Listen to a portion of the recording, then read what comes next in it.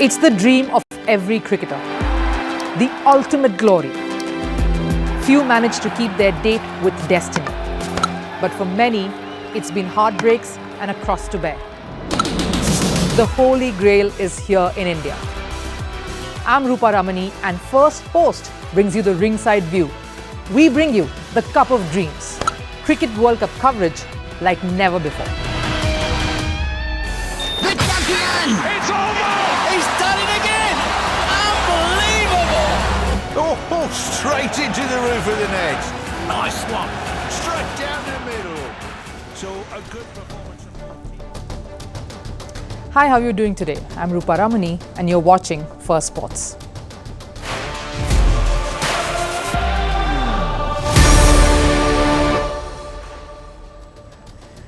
Now, sports is a thriller of all. It provides a lot of wins, losses, emotions, all packed into one, a potboiler.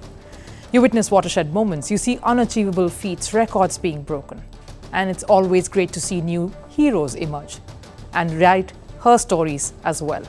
We have lots lined up for you today on our show, along with the World Cup coverage, as always, in Cup of Dreams. So let's look at what is lined up for the day.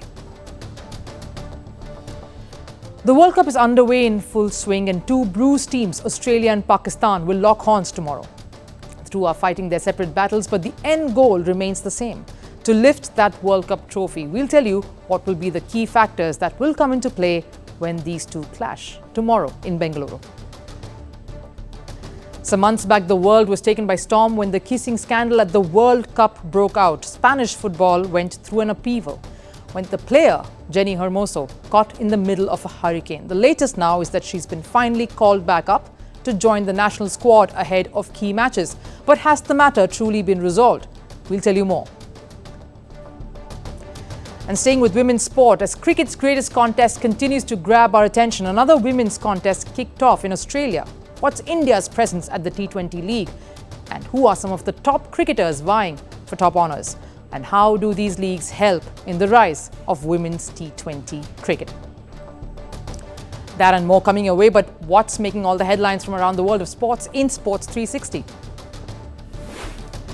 In football, Brazilian football star Neymar has sustained an ACL injury. He will undergo a surgery and will be off the field for several months. This happened during Brazil's World Cup qualifier match against Uruguay. Brazil lost the match 2-0. Liverpool's Salah has called for an end to the violence in Gaza. The striker uploaded a video on his social media condemning the Israel-Hamas conflict. Salah said, and I quote, "The massacres need to stop. Families are being torn apart. What's clear now is that humanitarian aid to Gaza must be allowed immediately." In tennis, Alcaraz's hopes of surpassing Novak Djokovic's ranking suffers another blow. The world number 2 pulled out of the Swiss Indoors Championships. According to organizers, this was due to an injury. He will be next seen in action at the Paris Masters starting at the end of October. Third-seeded Maria Buzkova has qualified to the quarterfinal of the Jiangxi Open. Buzkova registered a 7-5, 6-0 win over Russian Amina Anshpa. The 25-year-old will play against Camila Osorio tomorrow. At the Cricket World Cup, New Zealand's top-notch campaign continues. Santner took 3 wickets in yesterday's match against Afghanistan. He bowled 8 overs and gave away just 39 runs. Mitchell Santner is now the leading wicket taker at the World Cup so far with 11 wickets to his name. All right, the story we are starting with today comes from football. Sport is rife with conflicts, confrontations and constant tussles. Tussles between teams, but what definitely doesn't bode well is tiffs within a squad. It takes a lot to then resolve it all and come together to reach the larger goal. And probably worse when it becomes one against the rest. Spain recently came into the news for all the right reasons when the women's football team lifted the World Cup. It was a historic moment for the side, for its players and for the country. This was the very first time that they'd done so because they were protests against the then coach Jorge Vilda on his methods of training and management, of how he would tell them to sleep with their doors open.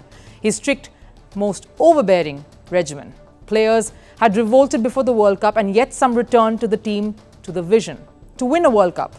That's why the victory was indeed sweeter, until this happened.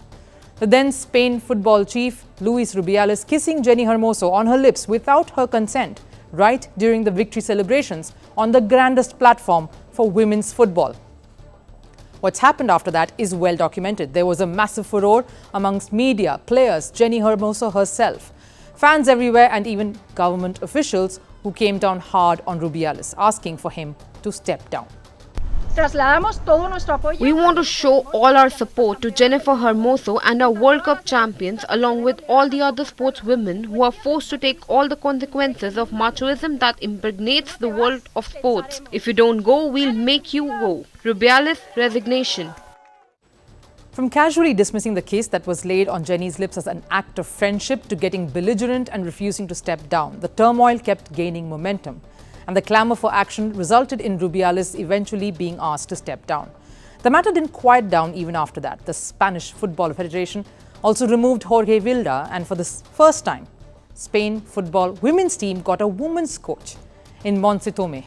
The matter did not stop there as well. The players continued to protest, taking this opportunity to call for changes in the system, to put the concern of the women players above that of the board, to rout the underlying sexism in the sport that the world had only gotten a peek of.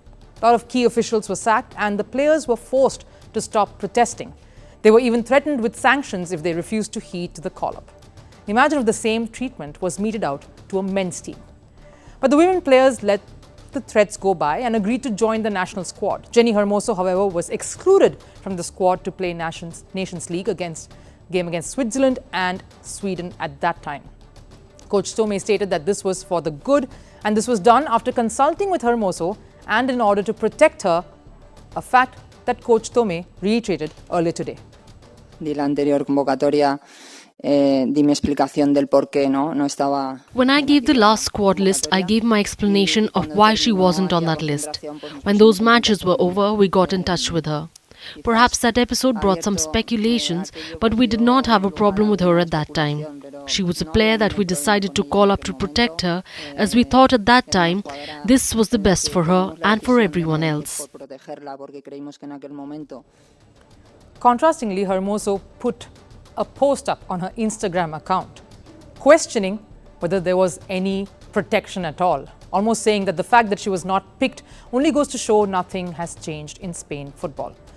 Now, months since that controversy, Jenni Hermoso is back.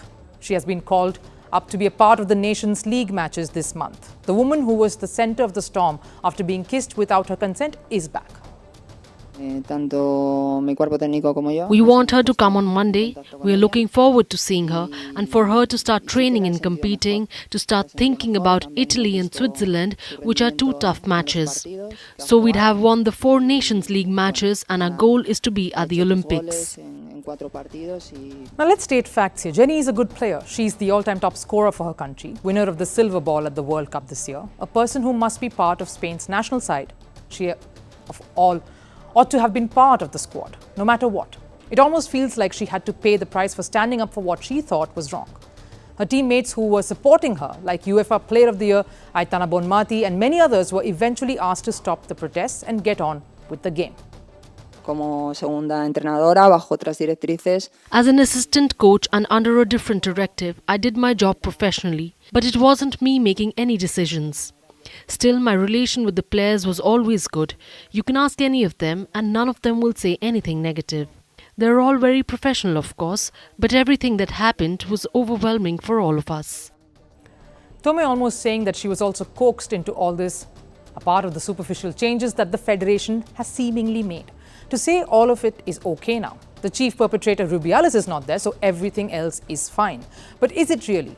Jenni Hermoso has finally been called up, but the real issues are still lying somewhere under, unaddressed.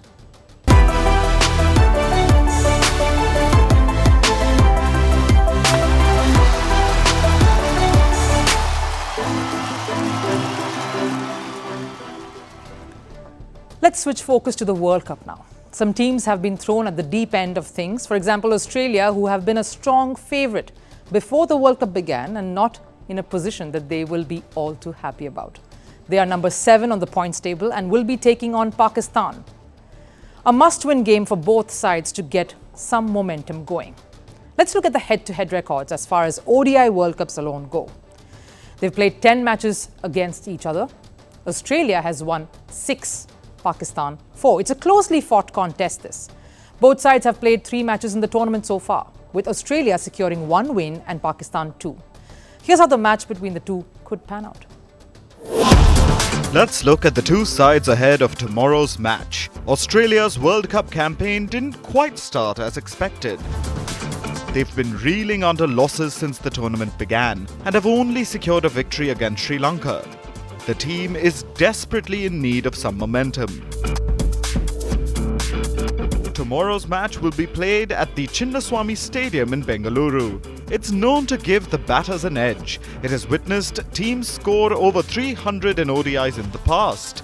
Glenn Maxwell has played quite a few matches here for his IPL side, the Royal Challengers Bangalore under Virat Kohli. So he's going to be someone who could turn the tide for Australia. And some batting fire is needed in the absence of Travis Head, who's still recovering from his injury. Meanwhile, trouble has mounted for Pakistan. The team was hit by a viral infection after the match against India. Shaheen Afridi and others have been jolted by it. Abdullah Shafiq was even quarantined because of the infection. But Pakistan is not likely to make too many changes in their playing 11, assuming everyone recovers. So let's have a look at some of the key battles in this face-off. David Warner versus Shaheen Afridi. Both are yet to get in their groove. David Warner has yet to score a half-century. And Shaheen's pace has dropped many notches. So it's an ideal battle to set the rhythm. Warner has got plenty of experience under his belt. He's played plenty of IPL matches in Bengaluru and understands the conditions well. But after Ravi Shastri's comments about Shaheen Afridi not being special, maybe the pacer has a point to prove.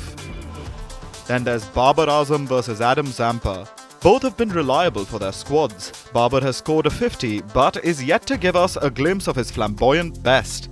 Meanwhile, Zampa came good in the last game to take the Aussies across the line for their first win in the tournament. The two teams are in search of a win to get their campaign back on track at the World Cup. So expect this one to be a cracker of a contest. Yeah, we know the Men's Cricket World Cup is on. Let's tell you what the women cricketers from around the world are up to. A lot of them are busy with the Women's Big Bash League in Australia. The 9th season of the tournament is starting today. It's an Australian cricket tournament played in T20 format. The tournament will be played across 12 venues and it concludes on the 12th of December. Let's look at the format of the tournament itself. It features 8 teams there. The group stage is fairly lengthy though. A total of 56 matches alone will be played and all the clubs will be playing each other twice. The team that finishes at the top of the points table go directly through to the final, while the team that finishes 3rd and 4th will clash in a must-win encounter. The winner then plays against the team that finished 2nd for a place in the final. The defending champions this year are the Adelaide Strikers. Now let's look at what makes this season different from the previous ones. For the first time in the tournament's history this year, a draft was organised. This allowed each team to sign in 2 to 3 overseas players. How is it different to the previous editions? Earlier, clubs would negotiate directly with overseas players or they would rope them in. Now all overseas players who want to feature will be categorised into different salary bands. Players can nominate themselves for gold, silver and bronze. WBBL authorities then upgrade a certain number of players to the platinum tier according. As you see, all these different bands have their own price bracket and the authorities then upgrade certain number of players to platinum tier. So who are some of the big draws at the WBBL this year? West Indies captain Hayley Matthews, who will captain Melbourne Renegades. Indian captain Harmanpreet Kaur will also play for the same team. Yeah, obviously Harmanpreet Kaur going to the Renegades was a huge get. I think potentially the scheduling might be a problem. They're obviously playing England at the early December and their availabilities are sometimes unsure of. So we'd love to see more Indian players in the WBBL. I mean, I really enjoyed my experience over in the WIPL, so to be able to share that knowledge across both countries would be ideal. Harmanpreet was in fact the only one selected among the 18 Indians named for the draft. She was placed in the platinum category. Harmanpreet's debut was in the 2016-2017 edition. She played for Sydney Thunders back then. In fact, that year the Women's Big Bash League along with Harmanpreet also saw Smriti Mandhana featuring in it. Now, since the Women's Big Bash League got underway in 2015, it didn't see any Indian player participating, but it did feature an Indian-born Australian Lisa Sthalekar, who's a commentator now, and Meg Lanning of the Melbourne Stars emerged as the highest run scorer that year. Earlier this year, Meg was ruled out of the Ashes due to medical reasons. That was a major blow to their team. She missed a lot of cricket, but now she's back, and fans are waiting to see her bat again.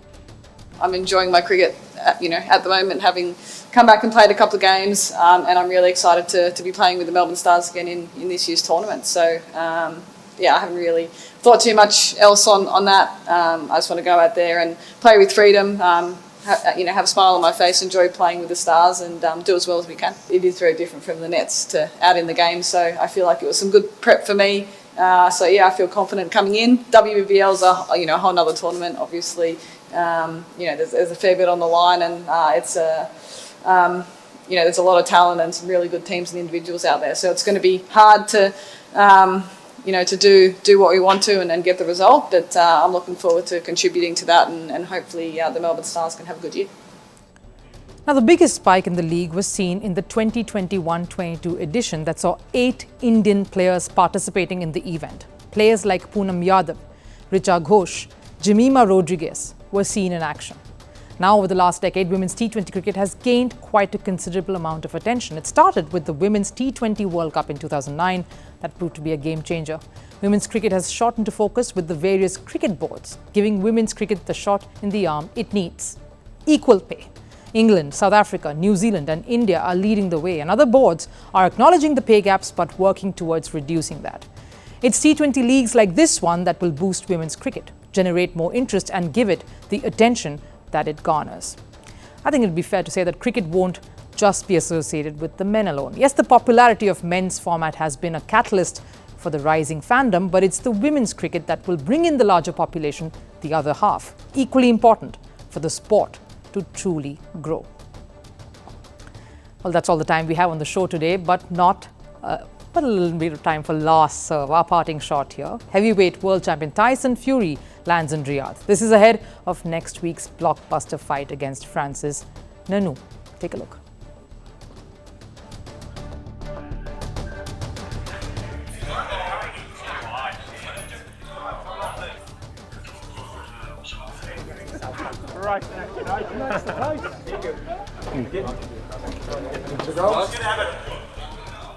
Saudi Arabia continuing to draw sporting superstars. But that's all we have the time for here in First Sports. Thanks for watching, and as always, do tune in the next day as well and keep watching us for more.